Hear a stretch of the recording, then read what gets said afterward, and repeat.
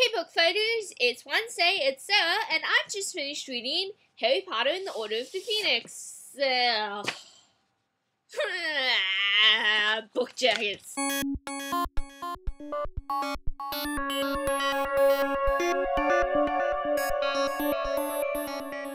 So, Harry Potter and the Order of the Phoenix by J.K. Rowling, in case you are one of the 3 people in the Western world who doesn't know who wrote Harry Potter. Yeah.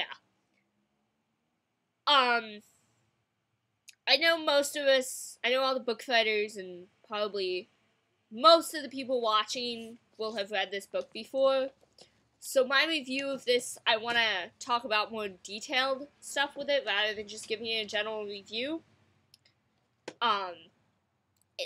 It's going to be spoilery, so I'm going to put that at the end of the video, answer the questions, talk about the cover art first, then put that at the end, so that if you don't want to hear the spoilers, you don't have to. Yeah, so, cover art.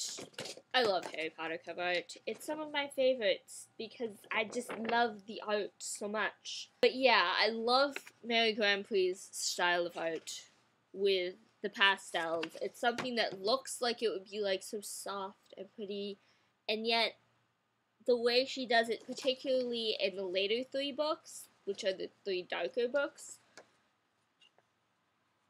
you still feel the darkness of the series in there, and so I really like that because it has the softness, the childlikeness, the magic of the series in it, yet still has the darkness and the seriousness to it. So I think it's a good kind of go-between to represent all the different aspects of the series.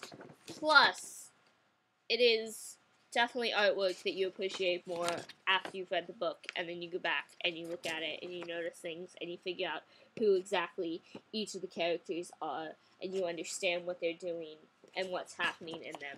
But yet it still looks good before. So from the future popping in to say I will actually be answering questions next week instead of this week, because I spent so much time talking about the book, which is kind of the opposite of what I usually do, so yay!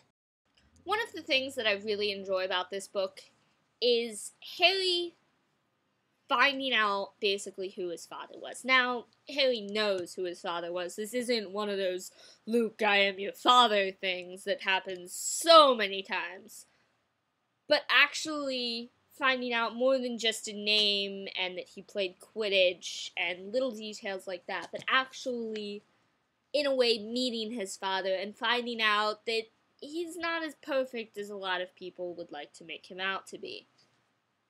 And I found that very interesting, because there's so many times before here where it seems like Harry's parents are just these idolized figures. And I love that James is not that. I still really like James. I know there are a lot of people who can't stand James, and I'm like, well, if I can't stand James for being arrogant, I better start hating myself. So, yeah. And reading Snape's Worst Memory, which I have read so many times, the Order of the Phoenix version of it, it's just so interesting to see the difference between what Harry's paying attention to when he sees it this time and what he pays attention to later. What he now feels is important. By Deathly Hallows, Harry's kind of accepted who his father was, and it's like, yeah, he may have made some mistakes, and I don't particularly like a lot of the things that he did, but I can accept that that was part of who he was, and he was a human, and he's focusing more on Lily then. Whereas here, Harry's just all this, he looks up to his father, even though he knows absolutely nothing about him, pretty much. And here he's kind of having all of his father figures torn away from him, which is something that he gets a lot in this book. His 3, other than Dumbledore, his 3 major male role models. His father, who he really doesn't know that much, he just sort of has this idealized picture.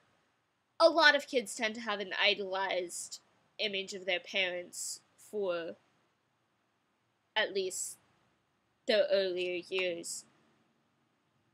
But Harry has a super idealized one because everyone thinks of James and Lily Potter, these great heroes who were killed by Voldemort. So he has a super idealized image of them, and he gets that taken away from him by seeing who his father actually was. He gets Sirius taken away from him by Sirius being dead, and in a way he gets Arthur Weasley taken away from him, at least to an extent, when Arthur is almost killed.